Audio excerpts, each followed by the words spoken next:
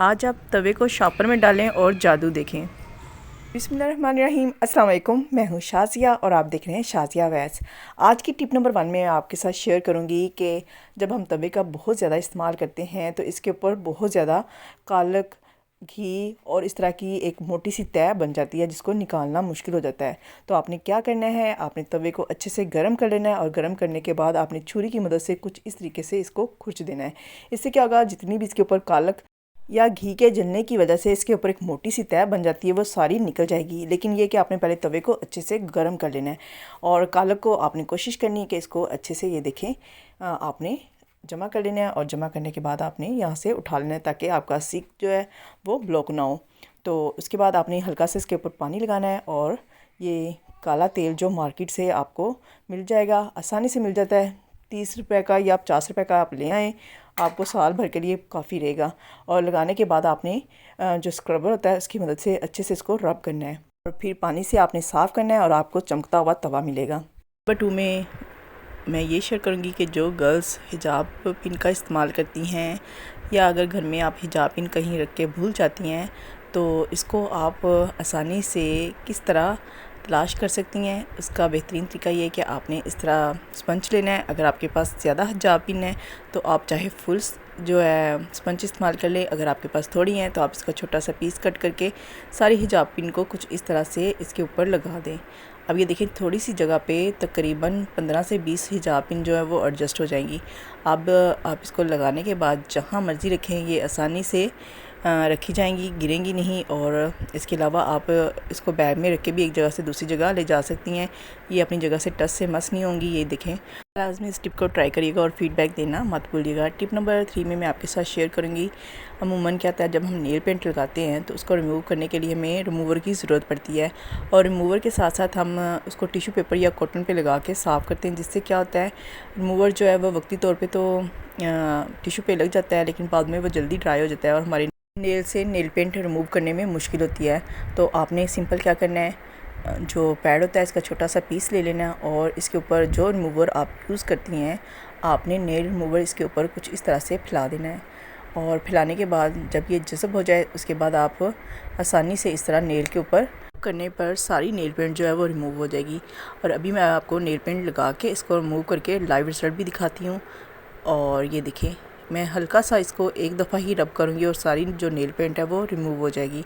इस तरीके से आप सारे हाथ पाँव की नेल पेंट जो है वो रिमूव कर सकती हैं और ये जल्दी ड्राई भी नहीं होगा। लाजमी इस टिप को भी ट्राई करिएगा और फीडबैक देना मत भूलिएगा। टिप नंबर 4 में मैं आपके साथ शेयर करूँगी उमूमन क्या है, जब हम इस तरह कूड़ा इकट्ठा करके बेलचे में डालते हैं तो क्या होता है, कुछ कूड़ा जो है वो बेलचे के अंदर चला जाता है और कुछ बेलचे के नीचे रह जाता है, जो कि बहुत मुश्किल से हम बेलचे में डालते हैं। तो इसको बेलचे के अंदर डालने का सबसे आसान बेहतरीन तरीका ये है कि आपने क्या करना, पहले तो हम कूड़े को करेंगे एक साइड पे और फिर मैं आपको बताती हूँ इसके ऊपर आपने इस तरह का स्कॉच टेप का पीस कुछ इस तरह से हाफ़ बेलचे के ऊपर और हाफ़ आपने नीचे लगा देना है। और लगाने के बाद अब आप जब कूड़े को ब्रश की मदद से इसके अंदर डालेंगे तो कूड़ा डायरेक्ट जो है वो इसके अंदर चला जाएगा, नीचे बिल्कुल भी नहीं रहेगा। उसके बाद आप क्या करें, टेप को उतार दें। अगर आपने दोबारा बेलचे को यूज़ करना है तो टेप को बेलचे के साथ ही लगा रहने दें और जब इस्तेमाल करना चाहें दोबारा इसी तरह प्रेस करके हाफ़ टेप को ब्रश पे चिपका के तो आप कूड़े को उठा सकती हैं। लाजमी इस टिप को भी ट्राई करिएगा, 100% रिजल्ट देने वाली टिप है और घर में तो ये लाजमी इस्तेमाल करने वाली है। टिप नंबर 5 में मैं आपको जीन्स को फ़ोल्ड करने का तरीका बताऊँगी। अगर हम जीन्स को सादे तरीके से फ़ोल्ड करते हैं तो वो बहुत ज़्यादा जगह घेरती है और अगर आप इस तरीके को फॉलो करते हुए जीन्स को फ़ोल्ड करेंगी तो ये कम जगह में ज़्यादा रखी जाएंगी। आपने क्या करना है, जीन्स को ऊपर से फ़ोल्ड कर देना और फिर इसी तरह आपने कुछ नीचे से 2 तहें इसकी कुछ इस तरह से लगा देनी है। सेम इसी तरह आपने दूसरी साइड पे करना है, एक तह ये लगा दी और दूसरी तह को इसी तरह ऊपर तक कुछ इस तरह से लगा देंगे। अब लगाने के बाद जो तीसरी तह है वो हम जीन्स के ऊपर कुछ इस तरह से लगा देंगे।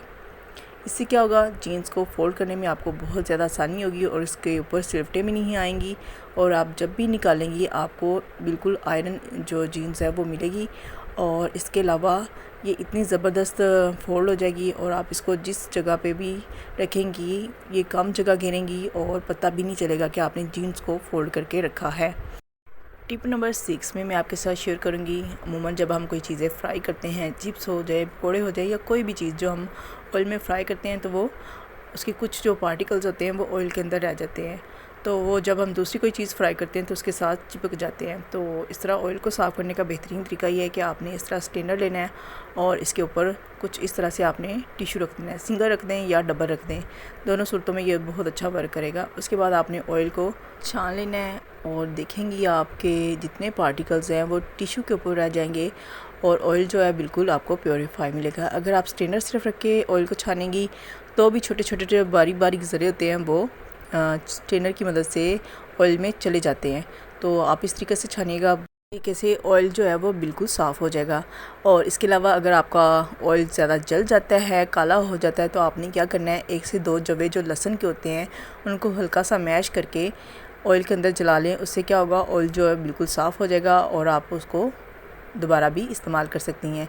अब आपको मैं लाइव इसका रिज़ल्ट दिखाऊंगी कि कितना ज़बरदस्त जो ऑयल है वो साफ़ होके हमारे पास रेडी टू नेक्स्ट जो चीज़ें हमने फ्राई करनी है हो गया है। तो अब ये देखें, मैं इसको थोड़ा सा प्रेस करके जो इसके अंदर ऑयल है टिश्यू के उसको भी निकाल लूँगी क्योंकि कोई चीज़ तो हमने ज़ाया करनी नहीं है। और ये अब मैं आपको दिखाती हूँ कितना ज़बरदस्त साफ़ हो गया, जैसे बिल्कुल अभी फ़्रेश ऑयल हो, हमने इसको इस्तेमाल भी ना किया हो।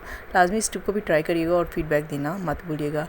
टिप नंबर 7 में मैं आपके साथ शेयर करूँगी, इस तरह के जो स्पंज होते हैं ये हम सिर्फ क्या करते हैं, इससे बर्तन वॉश करते हैं। लेकिन अगर आप पेस्टिंग के शौकीन हैं और आप बहुत ज़्यादा क्राफ्ट का वर्क करते हैं तो आपने क्राफ्ट का वर्क करते हुए ग्लू को कुछ इस तरह से स्पंज के ऊपर डाल देना है। इससे क्या फ़ायदा होगा, एक तो आपकी ग्लू ज़ाया नहीं होगी, सेकंड आपके हाथ गंदे नहीं होंगे और आप आसानी से चीज़ों को ग्लू के ऊपर लगा के पेस्ट कर सकती हैं। और इससे आपका एक तो टाइम भी सेव होगा और आपकी पैसों की भी बचत होगी। टिप नंबर 8 मेरी डिस्पोजेबल बॉक्स के हवाले से है। ये अमूमन क्या होता है, कोई चीज़ बांटे तो इसके अंदर आती है, या हमारे घर में कोई चीज़ पके तो हम ऐसे बॉक्स में, डिस्पोजेबल बॉक्स में दूसरों के घरों में भी भेजते हैं। इसके अलावा अगर आप किसी होटल में जाते हैं, खाना खाते हैं तो जो आपका खाना बच जाता है आप इसमें पैक करवाते हो, तो इस तरह भी ये बॉक्स हमारे घर में आ जाते हैं। लेकिन हम घर में ला के इनको वेस्ट कर देते हैं। लेकिन अब आपने क्या करना है, आपने बिल्कुल भी इसको वेस्ट नहीं करना। आपने जो खाली वाइप्स होते हैं उसके ऊपर कुछ इस तरह का कवर लगा होता है, आपने कवर को कुछ इस तरह से इसके ऊपर लगा देना है। और लगाने के बाद आपने इसके कैप के ऊपर मार्कर की मदद से कुछ इस तरह से निशान लगा लेना है। निशान लगा लेंगी तो आपकी जो कटिंग है वो एग्जैक्ट होगी। अब आप इसको गर्म नाइफ़ की मदद से, कटर की मदद से या सीज़र की मदद से कट कर ले सकती हैं, क्योंकि इसका जो कवर होता है बहुत पतला सा होता है और आसानी से कट हो जाता है।